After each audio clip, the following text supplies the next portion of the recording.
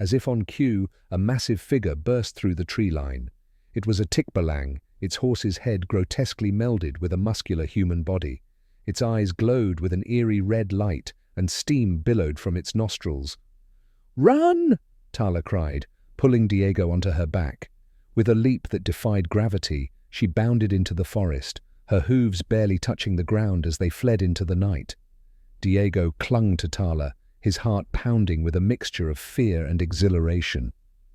As they raced through the moonlit forest, pursued by the thundering hoofbeats of the Tikbalang, he realized that his simple life as a farmer was over.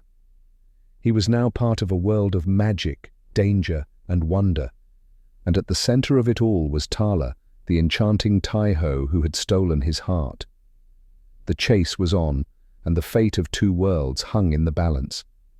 Diego silently vowed that no matter what challenges lay ahead, he would stand by Tala's side. Together, they would face the Tikbalang threat and fight for a future where their two worlds could coexist in harmony. As they disappeared into the depths of the forest, the moon cast long shadows behind them, marking the beginning of an adventure beyond anything Diego could have ever imagined. The forest blurred around Diego as Tala galloped through the undergrowth, her silver coat gleaming in the moonlight that filtered through the canopy. The thundering hoofbeats of the pursuing Tikbalang echoed behind them, a constant reminder of the danger at their heels. As they raced deeper into the heart of the forest, Diego clung tightly to Tala, his mind reeling from the night's revelations. The world he thought he knew had shattered, replaced by one filled with magic and mythical creatures. Yet despite the fear coursing through his veins, he felt a surge of determination. He had made his choice. He would stand by Tala no matter the cost. Suddenly, Tala veered sharply to the left, leaping over a fallen log and plunging into a dense thicket. The branches whipped at Diego's face, but he ducked low, trusting in Tala's instincts. They emerged into a small clearing, where Tala finally slowed to a stop, her sides heaving with exertion. "We've lost them for now," she panted, her silver eyes scanning the tree line. "But they won't give up easily. We must keep moving." Diego slid from her back, his legs shaky but his resolve firm. "Where do we go from here?" he asked, trying to keep the tremor from his voice. Tala's expression was grim as she replied, "To the heart of the Tayho realm. It's a journey fraught with danger, Diego. This is your last chance to turn back. I wouldn't blame you if you did." Diego shook his head firmly. "I'm with you, Tala. Whatever comes, we face it together."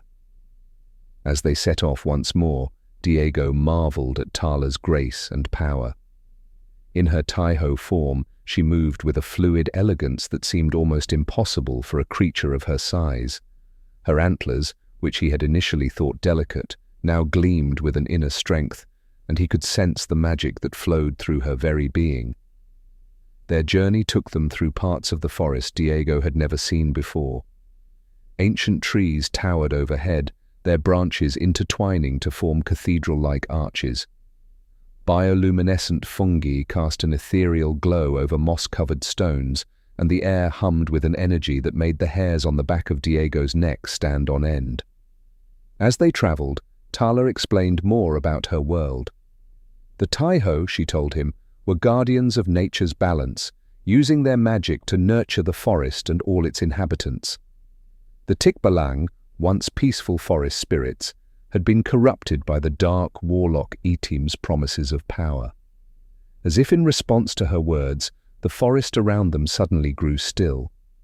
The ambient sounds of insects and nocturnal creatures fell silent, and an oppressive weight seemed to settle over the clearing. "We're being watched," Tala whispered, her muscles tensing. From the shadows emerged a figure that made Diego's blood run cold. It was a Tikbalang, but unlike any they had encountered before. Its horse's head was adorned with a mane of writhing shadows, and its human body rippled with barely contained power. In its hand, it held a staff topped with a glowing red crystal. "Well, well," the Tikbalang sneered, its voice a guttural rumble. "The little princess and her human pet. I am Kidlat, and Itim will be pleased when I bring him your heads." Tala pushed Diego behind her, her antlers lowering as she prepared to charge. "Run, Diego!" she cried. But Diego stood his ground. He may not have magic, but he wouldn't abandon Tala. Grabbing a fallen branch, he brandished it like a club, his heart pounding but his stance resolute. Kidlat laughed, a sound like grinding stones. "How touching! The human thinks he can fight. Let me show you true power, boy." The story of Diego and Tala will continue in the next part. Thank you for watching. If you like this story and wish to support us produce more stories, please comment to show appreciation, like the video and subscribe to the channel.